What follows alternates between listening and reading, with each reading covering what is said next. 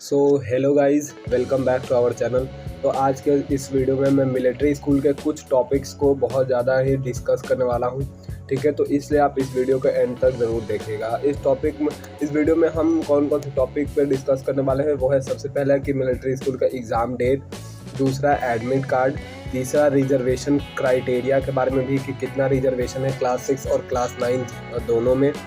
ठीक है, चौथा सिलेबस के बारे में भी बात कर लेंगे कि सिलेबस कौन कौन से सब्जेक्ट आएंगे क्लास 6 और क्लास 9 में कितने सिलेबस है। ठीक है, उन सब के बारे में भी बात कर लेंगे और भी कुछ जो भी इम्पोर्टेंट पॉइंट्स रहेंगे उसके बारे में भी मैं डिस्कस कर लूँगा, जैसे कि इंटरव्यू के बारे में भी बात कर लेंगे 5th पॉइंट, और 6th है मेडिकल टेस्ट के बारे में। ये सारे पॉइंट जो है आज इस वीडियो में मैं डिटेल में डिस्कस करने वाला हूँ। ठीक है, एलिजिबिलिटी क्राइटेरिया भी मैं डिस्कस कर दूँगा। ठीक है, तो आगे बढ़ते हैं। तो सबसे पहले गाइस एग्ज़ाम डेट के बारे में मैं डिस्कस कर लेता हूँ। तो जैसा कि हम सभी जानते हैं कि फॉर्म जो है वो कब का फिलअप हो चुका है सैनिक स्कूल के लिए। लास्ट वीक ऑफ नवंबर में था, लास्ट वीक ऑफ अक्टूबर में था और अभी नवंबर आ गया है। तो फॉर्म जो है फिलअप हो चुका है सैनिक मिलिट्री स्कूल के लिए। तो अब बाकी है कि एग्ज़ाम कब होगा, एग्ज़ाम डेट कब रिलीज़ होगा। तो एग्ज़ाम डेट जैसा कि आपको सभी को पता है कि exam date obviously official website पर रिलीज़ होता है। मिलिट्री स्कूल का ऑफिशियल वेबसाइट पर जो है एग्ज़ाम डेट रिलीज़ होगा।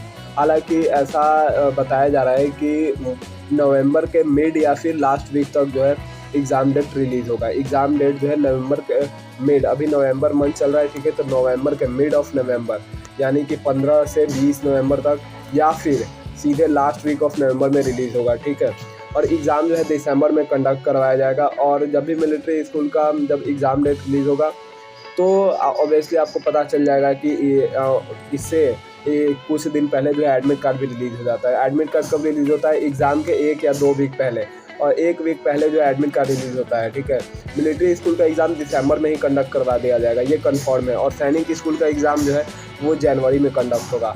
ठीक है, फर्स्ट वीक ऑफ जनवरी में।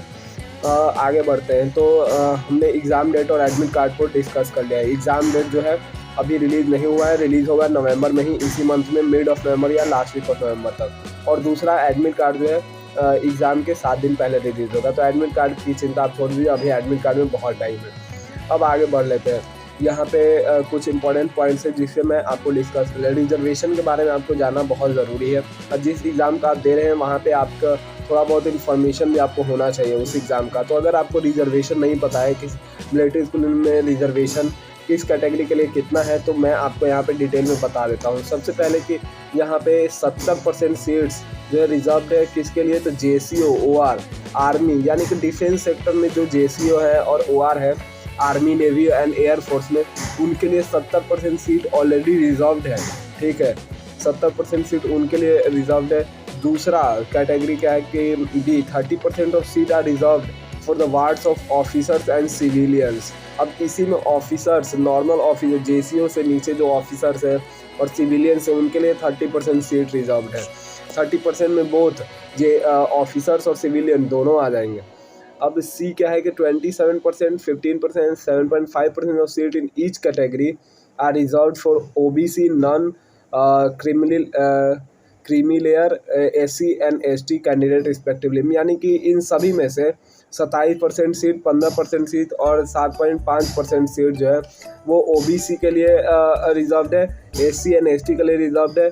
SC ST के लिए मतलब OBC के लिए 27%, SC के लिए 15% और ST के लिए 7.5%।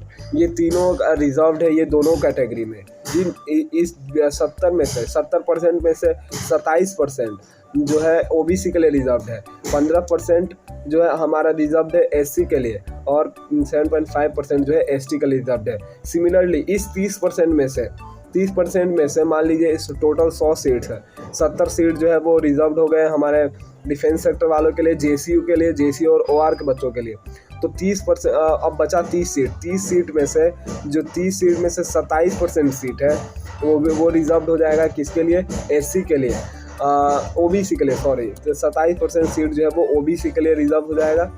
और 15 सीट जो बचे, 15% सीट, ठीक है, 15% सीट जो है SC के लिए रिजर्व हो जाएगा और 7.5% सीट जो है वो ST के लिए रिजर्व हो जाएगा।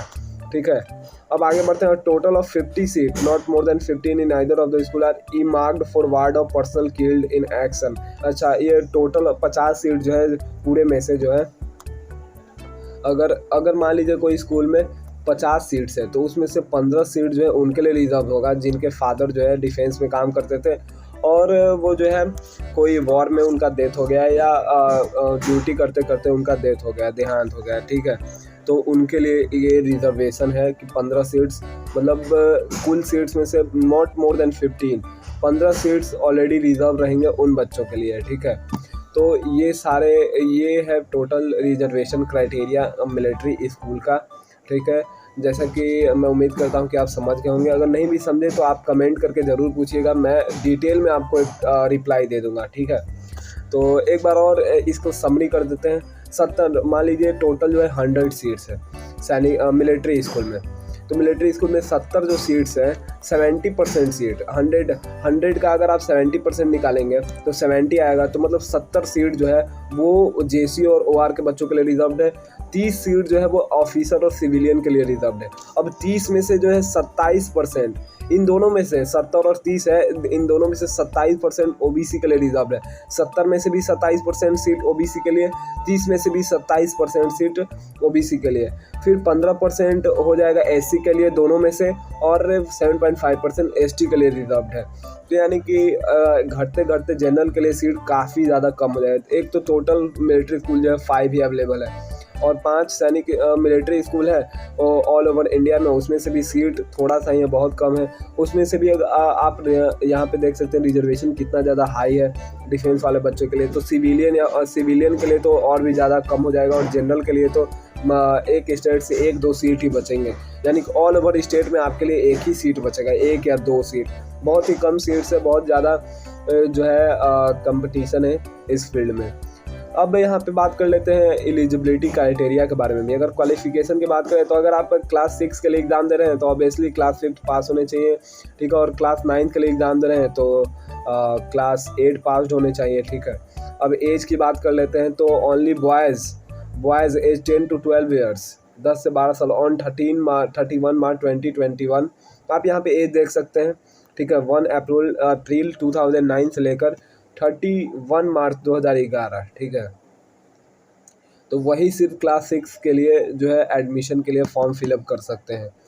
और भी कुछ है इसमें जो रिलैक्सेशन एज भी दिया गया है, इसे मैं अपलोड कर दूंगा, आप यहाँ पे इसे अच्छे से पढ़ सकते हैं। इसको मैं डिस्क्रिप्शन बॉक्स में डाल दूंगा, कॉपी करके आप इसे अच्छे से पढ़ सकते हैं। इसमें रिलैक्सेशन टाइम भी दिया गया है उन बच्चों के लिए जिनके पिता जो है कोई वॉर डिफेंस सेक्टर में काम करते थे और उनका देहांत हो गया है किसी कारण, तो इस वजह से काफ़ी ज़्यादा रिलैक्सेशन टाइम भी दिया गया है एज में। अब एडमिशन टेस्ट तो आप जानते हैं, एडमिशन टेस्ट जो है CET सेंट्रल एंट्रेंस टेस्ट के थ्रू एग्ज़ाम कंडक्ट करवाया जाएगा, और फिर उसके बाद OMR बेस्ड पेपर होगा। और इसमें मिनिमम मार्क्स टू क्वालिफाई भी आपको जान लेना ज़रूरी है, ठीक है। क्लास 6 के लिए मिनिमम टोटल मैक्सिमम मार्क्स जो है इतना यहाँ पे दिखाया गया है। इंटरव्यू का भी मार्क्स आपको ऐड किया गया है इसमें, आप देख सकते हैं। मैक्सिमम टोटल मार्क्स अगर आप देखें क्लास 6 के लिए तो वो 220 आ जाएगा, ठीक है। इंटरव्यू इंक्लूडेड है इसमें। 50 मार्क्स के यहाँ पे इंग्लिश है, 50 मार्क्स का इंटेलिजेंट टेस्ट यानी कि रीजनिंग है, मैथमेटिक्स है 50 नंबर का, जनरल नॉलेज और करंट अफेयर है 50 नंबर का, इंटरव्यू है 20 नंबर का। तो टोटल मार्क्स अगर आप जोड़ें तो 550 को 4 बार जोड़ दीजिए 200 और 220 मार्क्स, ठीक है। 220 मार्क्स है। इंटरव्यू को अगर आप हटा दें, मान लीजिए इंटरव्यू को हटा दें तो 200 मार्क्स आ जाएगा, ठीक है। जिसमें से इंग्लिश भी कई बच्चे हटा देते हैं कि इंग्लिश जो है बस क्वालिफाई करने के लिए आपको ज़रूरी है 35% मार्क्स। आपको इंग्लिश में बस क्वालिफाई करना है, 35% मार्क्स ला सकते हैं, लेकिन अगर आपको स्कोर करना है तो इन तीनों सब्जेक्ट को आपको स्ट्रॉन्ग करना पड़ेगा। रीजनिंग, मैथमेटिक्स और जनरल नॉलेज को स्ट्रॉन्ग करना पड़ेगा, ठीक है। तो टोटल मार्क्स अगर रिटर्न देखा जाए तो 200 मार्क्स का होता है क्लास 6 के लिए, और क्लास 9 के लिए भी अगर आप देखा जाए तो इसके लिए भी 200 मार्क्स का ही होता है, ठीक है। इसमें आपका सारा सब्जेक्ट आ जाएगा, English, Hindi, social science, maths और साइंस, ठीक है। तो इसमें भी क्वालिफाइंग मार्क्स इधर देख सकते हैं आप 50% मार्क्स चाहिए, और इंटरव्यू जो है 50 मार्क्स का, यानी कि ये टोटल 250 मार्क्स का होता है, इंटरव्यू अगर इंक्लूडेड। मिलिट्री स्कूल वाले जो है ये मेरिट लिस्ट जो है ये दोनों इंटरव्यू और रिटन टेस्ट को जोड़ के ही निकालते हैं। तो आपको फोकस दोनों पे करना है, ना कि रिटन पर केवल फोकस करें, ठीक है, क्योंकि दोनों के मार्क्स जब ऐड होंगे तभी जो है मेरिट लिस्ट निकलेगा। सो गाइज ये था टोटल इन्फॉर्मेशन। इंटरव्यू की बात करें, इंटरव्यू के लिए मैं अलग से वीडियो बनाऊंगा और सिलेबस के लिए भी अलग से वीडियो बनाऊंगा, नहीं तो ये बहुत ज़्यादा बड़ा हो जाएगा, ठीक है। और रिज़ल्ट, फाइनल सिलेक्शन जो भी है, मेडिकल से रिलेटेड मैंने ऑलरेडी वीडियो बना रखा है, तो बाकी सारे डिटेल जो है मैं अगले वीडियो में कवर करूँगा। आज के लिए बस इतना है। ये था टोटल इंपॉर्टेंट पॉइंट। उम्मीद करता हूँ आपको वीडियो जो है पसंद आया होगा। तो वीडियो पसंद आए तो लाइक ज़रूर कर दें और चैनल पे नए हैं तो सब्सक्राइब करके बेल आइकन को ज़रूर प्रेस कर दें। तो गाइस मिलते हैं नेक्स्ट वीडियो में।